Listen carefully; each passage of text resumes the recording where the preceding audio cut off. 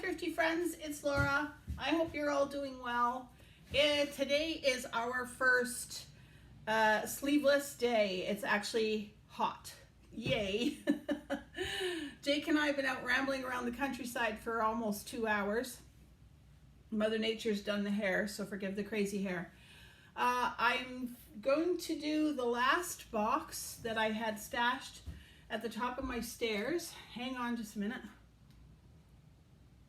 Oh, it's windy. I'm dry. Okay, so my fancy Tupperware mug or glass. So one side of the road find I picked up the other day. I got 2 of these old egg collector baskets, and they must have collected a lot of eggs. It's rough looking, but I kind of like that. So I think that's just going to sit on a chair on the porch with a plant, you know, a nice display of flowering plants for the summertime. And all right, so this is the stuff out of the box. This is so cute, but I don't know why I picked it up. I never in a million years would make a doll. See, she's holding a little baby bottle. Isn't that cute? In her hands. So that's probably going to go in the booth. This, I must have been at the Salvation Army because that's a Sally tag. Just a sweet little doily there. I love that color, that sort of caramelly color. And then look at this. Look at the work that went into this. Isn't that sweet? It's old linen. It's all hand stitched. Somebody has, you know, pieced out all of those colored pieces to put on there. So a lot of work went into that. That's really lovely. And then this, I do remember I was at a flea market, spotted this. I think they had $3 on it. It's brand new, still has the tag, imported 100% linen, kitchen towel, the best drying agent known to man, guaranteed fast color, Lady Lee product made in Poland. So it's actually really nice. The color's not showing up very well, but it's a golden color, this linen. It's really pretty.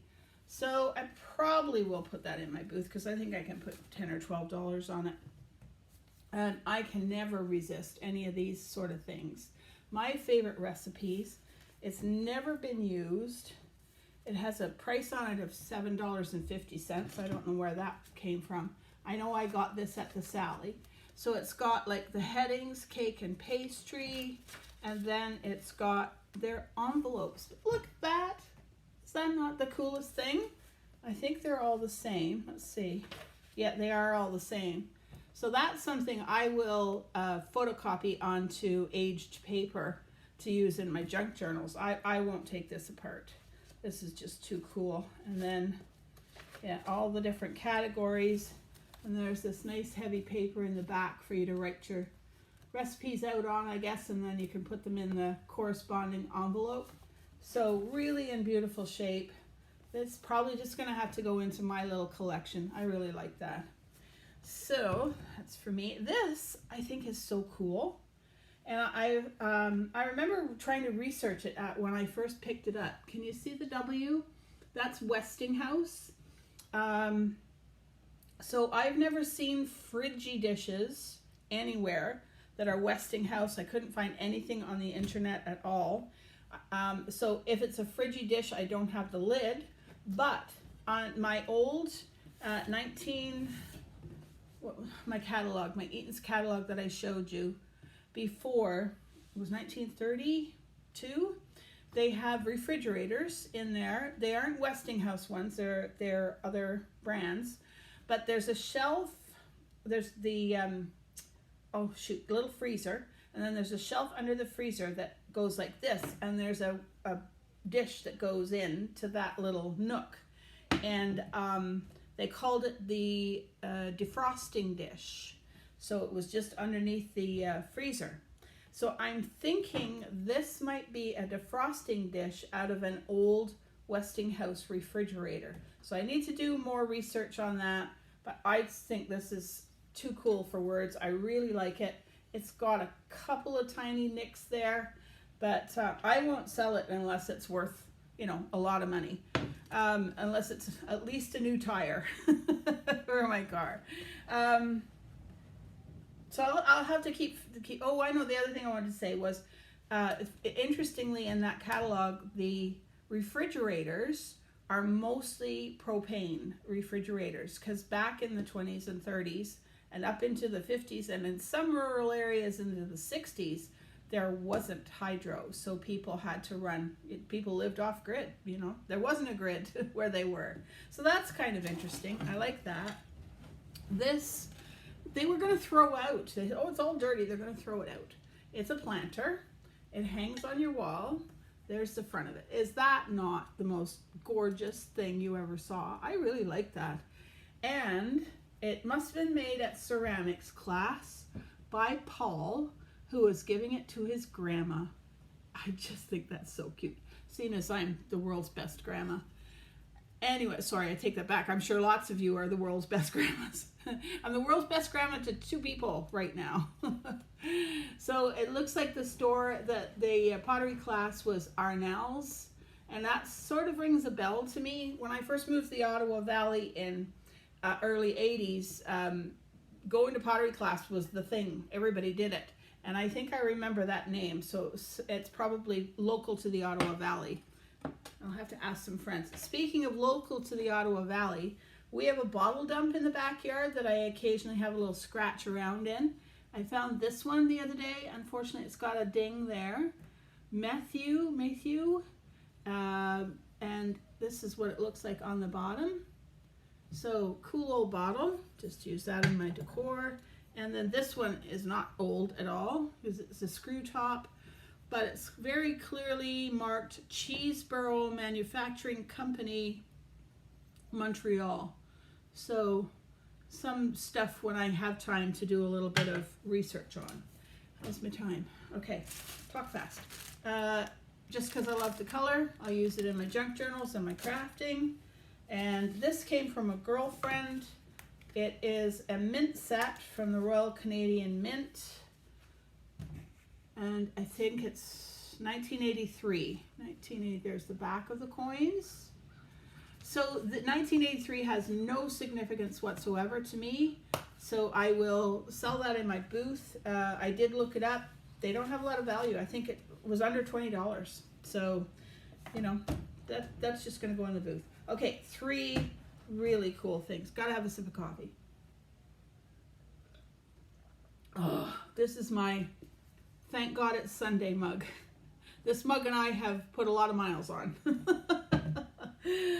So I found this book at the Sally, and it just says prices 1950.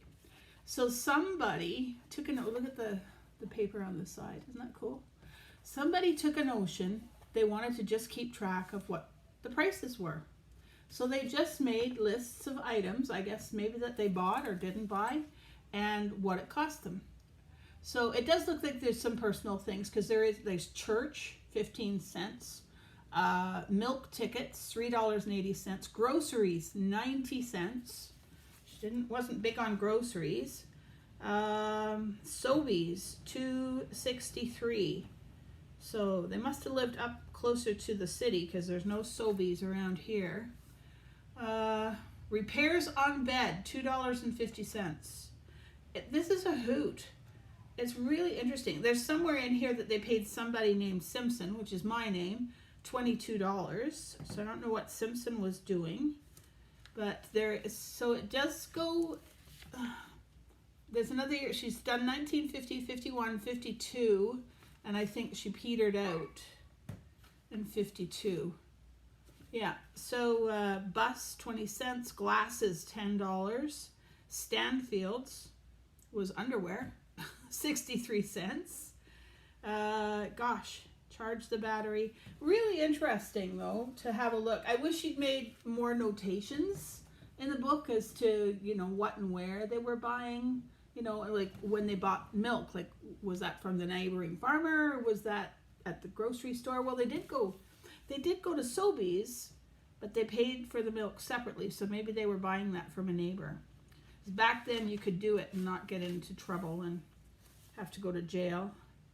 Papers. Really fun. Anyways, cool old book. enjoy that. I love that little peek into earlier lives. This just, oh, this is so cool. Being a retired farmer. It's the United Farmers of Ontario, and it's just a receipt book. So I don't know if they had a store somewhere or how come there was a receipt, because there is a receipt here. This one I don't know what it was for. It's just illegible. There's a receipt here for brown sugar and baking powder. So that sounds to me like it's a little store somewhere. Anyway, there's only those two that have anything written on them. The rest are all unused. I got a whole book of unused. And the really interesting thing I love is, if you look at the date here, it's pre-filled out at 1902. So this was being used in the 1920s, 100 years ago. I love it. So being a retired farmer, there's going to be a junk journal about my farm memories, and that's going to be really fun to put in and use in there. This other little piece of very old thing is something to do with the post office in Middleville. Middleville is like the teeny tiniest little town, not far from where I live, and I was on the board of directors of the Middleville Fair. The Middleville Fair is well known because there's nothing modern happens at the Middleville Fair. There's no rides, no concessions, no nothing. There's pie eating contests, nail driving contests, bale throwing contests. So it's a sweet, sweet little spot. I didn't know there had been a post office in Middleville, but look at the date on this. It's May the 8th, 1893. So it's some sort of postal thing. I don't know anything about it. I'm going to have to do some research and find out more about it, but that is way cool. And I've got it in a acid-free envelopes to keep it safe. So that's it. That's it. Did I do it? I think so. Oh, I'll just show you this. I dug up in the backyard. I got 3 of them. I need 1 more. No, they're not for a horse. They're for playing horseshoes.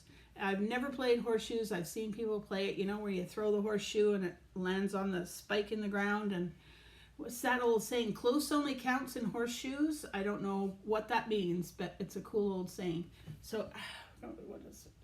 Top ringer, and it's 2.5 pounds.